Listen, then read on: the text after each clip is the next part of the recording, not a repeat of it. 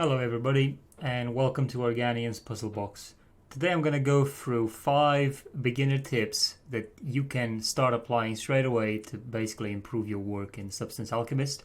These are some things that you may not know or are not so obvious when you open Substance Alchemist, but will definitely prove useful to you going forward. So I hope you enjoyed the video. Please like and subscribe if you do. Especially if you've learned something new or if you knew something that you want to share with everybody, please comment, leave a comment below, and yeah, let's begin. So inside Substance Alchemist, you can basically go to any of these sliders, click it, and then if you hold Control, the play button will show up right here. So if you press play, you will now see this environment rotation animation basically play out constantly until you press Control again and then press pause. Sometimes the play and pause button don't show up, but if you click the slider and move it around a bit, then definitely the play button will show up. So if we put this into play, like you see right now, you can also go to, let's say, this first filter here where you have snow, and then we can press play on melted snow, and basically what you will see is the snow melting, as well as we can go in and basically tell the fresh snow to start moving as well. So you can see all 3 of these sliders are moving at the same time. This is having a costly effect on performance, just so you know. So it may crash the system if you basically use too many of these at the same time. Yeah, this is how any sort of slider can be manipulated this way. For example, I can go into an adjustment filter and then go to material scale, and you'll see how it basically changes the scale of the material constantly. So that's our effect there. I hope you found this useful. If you would like to change the colors of your materials in a very radical way, then that's where the Inspire tab comes in, where you can just put in a material that you've created or one that's already existing in the Substance toolkit. And once you've opened it in the Inspire tab, then you can put in a photo in where it says input image, and then you can select in the parameters how many colors you want to extract from the photo and what sort of color strategy you want. So depending on what you choose here, the algorithm is going to give you different colors. So for example, you can go for darker tones or for lighter tones, and you can, as I said, you can select how many colors you want the program to extract from here. So let's say we want to extract 7 different colors from this photo, and we press generate variation. This is now going to calculate how this material will look like with having all these colors laid on top of it. So once you give it a few moments for it to load, then you can open it in your viewport and basically look at the result. And although not very, this is what we get at the minute, and although not very obvious on how to save this new material, it's basically just a drag and drop sort of motion. So you just drag it and drop it in here, and that will that has saved this material with the new settings. And you can then go into your Create tab and then start editing it again. One of the first things you want to do when importing a new material in Substance Alchemist from a photo, let's do one now, bitmap to material. The first thing you'll see is this. It basically needs tiling, it needs a bit of play with the colors and the shadows. But the first thing that you need to do is go into filters and add from scan processing, add a lighter filter on top. And what we'll do, this will remove the baked shadows in the texture as best as it can. It's going to use an AI approach to do this. So this is sort of the effect that we get. You can go back into your bitmap to material if you want to change a few more of the settings. Like for example, let's deactivate the lighter so we don't have that operating as we make changes to this material.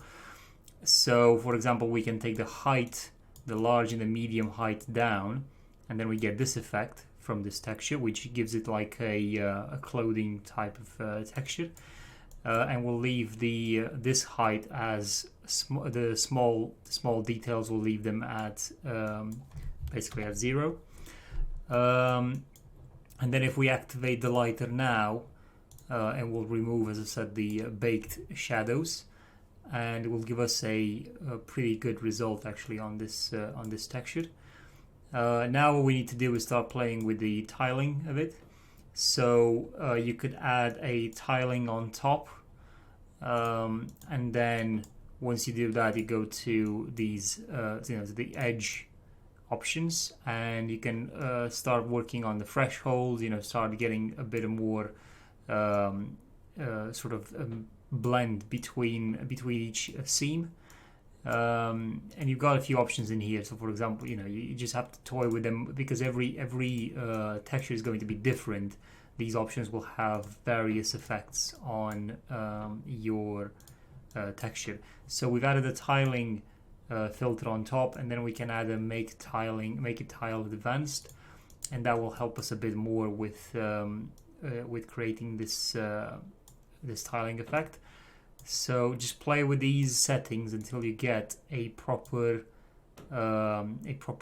result. So something like that, for example, looks doesn't look too bad.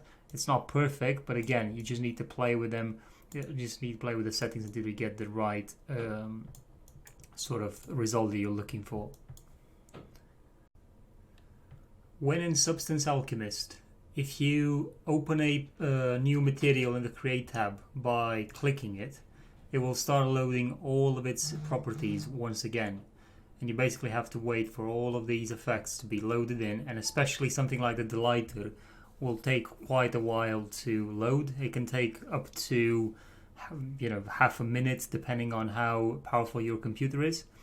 But if let's say this material you have created is now the final sort of result that you were looking for on this particular material, and now you want to start working on it, to develop it a bit more, then you could also have a new layer and just drag and drop it over, and then it will load it a lot quicker than what it did when it had to think about the lighter.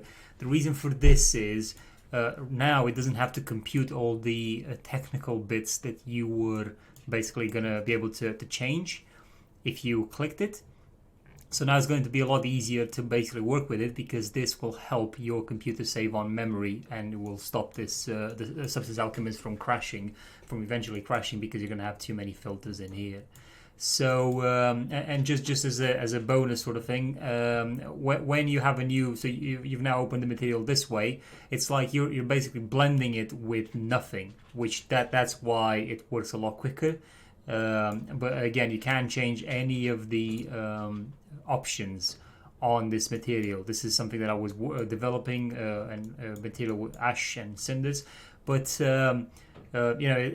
it just move as you moved so far onto it. You do the same sort of changes now, but again, like I said, you can change any of the filters that you had in the stack beforehand. But you can keep on developing this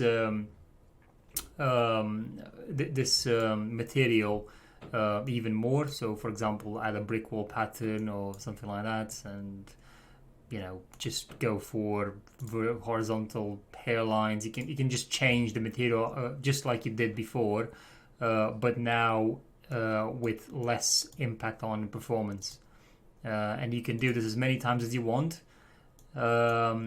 But just make sure that that's the final sort of version of the material that you wanted before you move on to adding it again in the stack and starting from scratch. So yeah. When you want to combine more materials together, there's also another way, not just by using height blends. So if I drop this material on top now, this rock ground, you'll see that up here we have a new option that is now available, which is called height blend.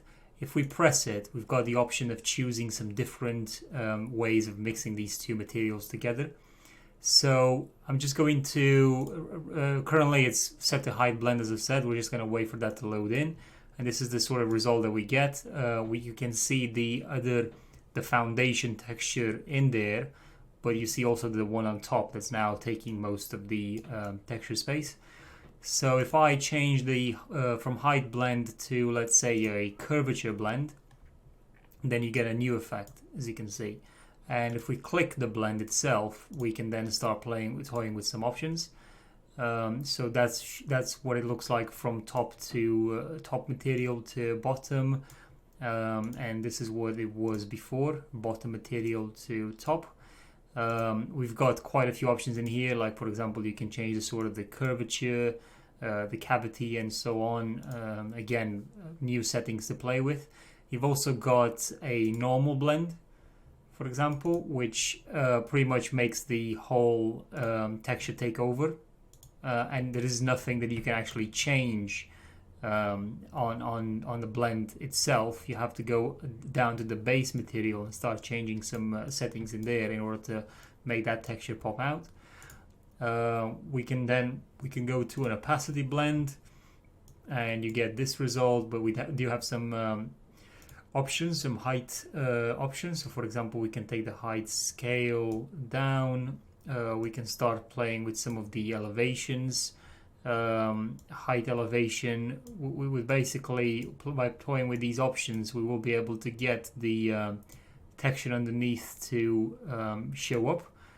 But that's only if we manage to basically have a higher opacity on the material underneath than the one on top.